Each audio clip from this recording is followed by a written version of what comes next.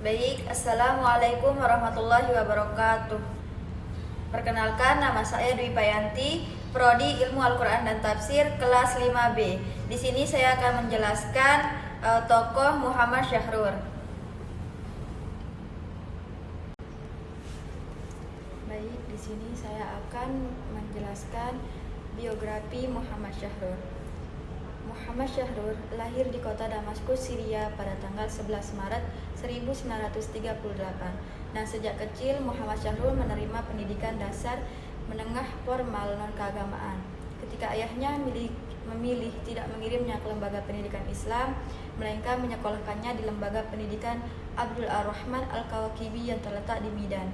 Selepas lulus dari pendidikan menengah dalam usia 19 tahun, Syahrul meninggalkan Syria untuk melanjutkan studi sarjananya dalam bidang teknik sipil dengan beasiswa dari pemerintah dan minat Syahrul pada filsafat Marx dan Hegel mulai terbentuk ketika ia banyak berkesempatan menghadiri berbagai diskusi tentang pemikirannya. Selepas lulus dari pendidikan menengah dalam usia 19 tahun, Syahrul meninggalkan Syria untuk melanjutkan studi sarjananya dalam bidang teknik sipil. Nah, pada tahun 1957, Syahrul mendapatkan beasiswa pemerintah untuk studi teknik sipil di Moskow. Nah, di tahun 1964 dan menjadi dosen di Fakultas Teknik Universitas Damaskus. Oleh karena itu, sejak muda Muhammad Syahrul sudah dikenal seorang yang cerdas, dan hal ini terbukti dengan proses pendidikan yang sama sekali tidak ada hambatan ataupun kendala, sehingga dalam penyelesaian studi di Moskow berjalan lancar. Nah, kehidupan Muhammad Syahrul dan keluarganya bisa dibilang sangat dekat dengan seorang pakar hadis abad ke-21, yaitu Syekh Nasir al-Din Albani. Bahkan menurut Syahrul sendiri, ayahnya adalah murid dekat dari Syekh Nasir al-Din Albani ini. Setiap kali Syekh Albani berkunjung ke Damaskus, maka ayahnya menjemput dan mengajaknya menginap ke rumah mereka. Nah, kemudian ayahnya minta kepada Syekh Albani untuk menyampaikan ceramah pengajian. Nah, kedekatan Syahrul dan keluarganya dengan Albani yang dikenal sebagai ulama hadis konservatif, nah ternyata tidak mewarnai pemikiran Syahrul. Bahkan ia cenderung memberontak terhadap pandangan hadis yang diusung oleh Albani dan ulama hadis klasik lainnya. Pemikiran Muhammad Syahrul berawal dari Selanjutnya saya akan menjelaskan mengenai pemikiran Muhammad Syahrul.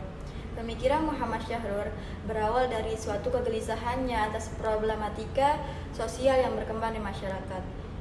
Muhammad Syahrul melihat bahwa ayat-ayat suci Al-Quran yang diwahyukan kepada Nabi Muhammad SAW yang selama ini ditafsirkan oleh ulama terdahulu dalam konteks penafsirannya masih sangat terbatas. Nah, adapun pandangan-pandangan Muhammad Syahrul tertuju pada beberapa aspek, yaitu yang pertama pakaian perempuan. Nah, untuk membahas pakaian perempuan, Muhammad Syahrul menafsirkan salah satu ayat Al-Quran, yakni pada Quran surah An-Nur ayat 31. Nah, yang kedua itu Muhammad Syahrul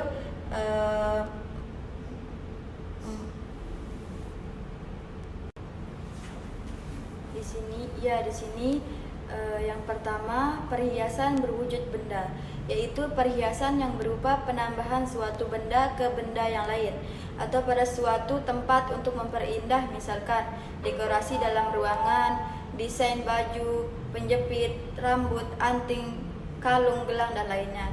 Nah, yang kedua perhiasan tempat atau lokasi.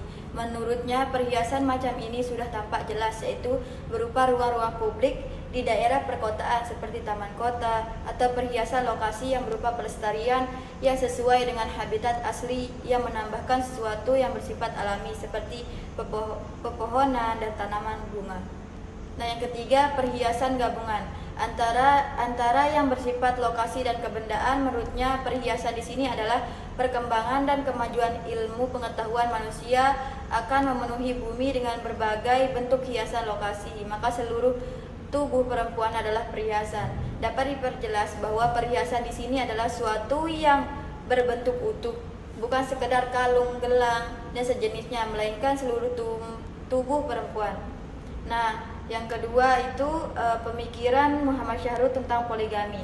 Dalam pandangan Muhammad Syahrul, poligami dalam pandangan Muhammad Syahrul adalah seseorang. Baik, yang kedua yaitu menahan pandangan.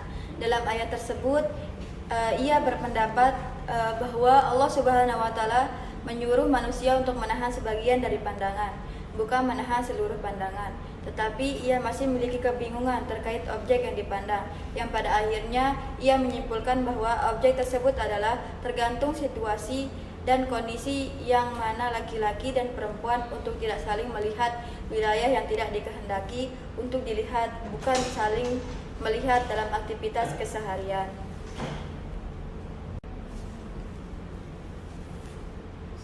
Nah, sekarang yang ketiga yaitu menjaga kemaluan.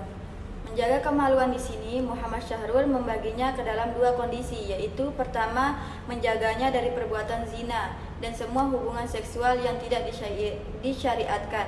Nah, kedua menjaga kemaluan dari pandangan. Nah, yang keempat itu perhiasan.